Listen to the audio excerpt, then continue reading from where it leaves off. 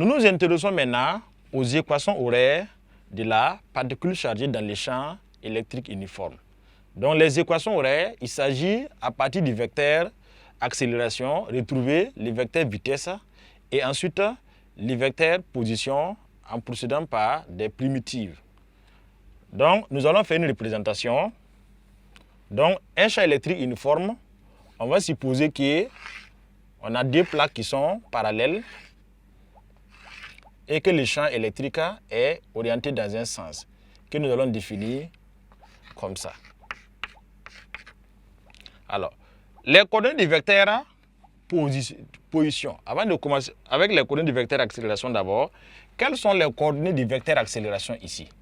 Ils ont proposé un axe Y et là, nous proposons un axe X. On suppose que à l'instant initial, le mobile a une vitesse V0 qui est horizontale.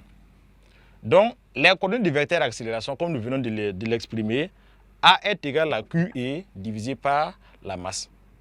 Donc, vecteur A égale à Q sur M fois E. En regardant l'orientation du champ électrique au tableau, nous constatons que le vecteur, l'axe Y est dirigé vers en haut, alors que le vecteur E est dirigé vers en bas. Donc, c'est opposé. Donc, cela va nous permettre d'écrire que le vecteur A, sur l'axe des X, on voit que le vecteur E est sur l'axe des Y. Donc, sur l'axe des X, il n'y a pas de composant de E. Et s'il n'y a pas de composant de E, tout ça va s'annuler. Donc, sur l'axe des X, AX vaut 0.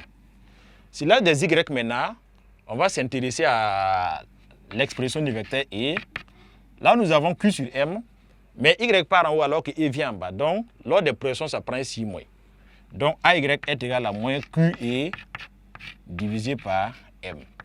Donc, voici les coordonnées du vecteur accélération.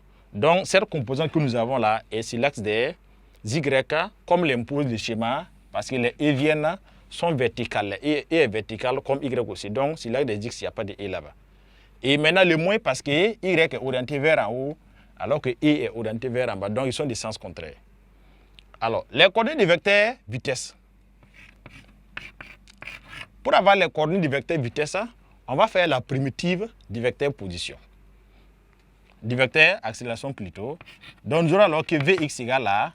Donc, primitive de A, ça va donner une constante. Donc, on peut appeler C1. Et sur l'axe des Y, la primitive aussi. Vy va donner moins QE, la constante, fois T, plus une constante qu'on va appeler CD. Donc, quelles sont les valeurs des constantes C1 et CD? Les C1 et CD là correspondent aux valeurs initiales de la vitesse sur les deux axes. Donc, on va chercher cette valeur-là. Donc, le V0, selon la notation que nous avons au tableau, le modèle que nous avons proposé, on voit que le V0 suit l'axe des X. Voilà. Donc, le V0 c'est l'axe des X exclusivement. Sur l'axe des Y, il n'y a pas de vitesse. Donc, on va noter que le V0X là, lui vaut V0 parce que le V0 et l'axe des X, c'est la même ligne. Et maintenant, si l'axe des Y, V0Y vaut 0. Donc, ces deux valeurs que nous venons de noter sont les valeurs des constantes C1 et CD, avec C1 égale à V0 et CD égale à 0. Donc, l'équation horaire de la vitesse devient Vx égale à V0 et Vy est égal à moins QE sur M fois T plus 0. Donc, pour avoir l'équation horaire de la position, on va procéder encore en faisant les primitives du vecteur vitesse maintenant. Donc, primitive. Donc, sur l'axe des X, la primitive du on va l'appeler X, le vecteur position, et l'autre, on va l'appeler Y. Donc, nous allons faire la primitive de V0. Primitive d'une constante est égale à cette constante-là fois le temps T. Donc, ça fait V0 fois T. Sur l'axe des Y, nous avons une constante fois T. On sait que primitive de T, ça fait T carré sur D. Donc, ça nous revient alors à dire que ça fait moins QE.